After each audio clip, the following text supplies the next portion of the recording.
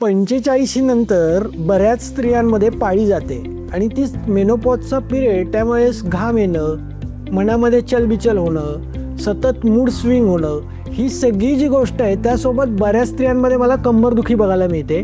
तर या काळामध्ये दशमूलारिष्टासारखं एखादं औषध, अश्वगंधारिष्टासारखं एखादं औषध, सारस्वतारिष्टासारखं जर औषध पोटातनं घेतलंय तर तुमची कंबर ही चांगली होणार आहे.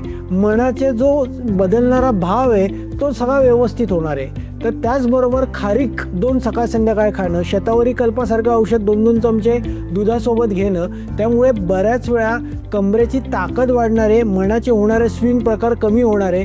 च्यवनप्राश रसायनसारखं एखादं औषध पोटातनं जेवणानंतर जर घेतलं तर ते तुमचं उदान आणि व्यानवायू चांगला करणार आहे.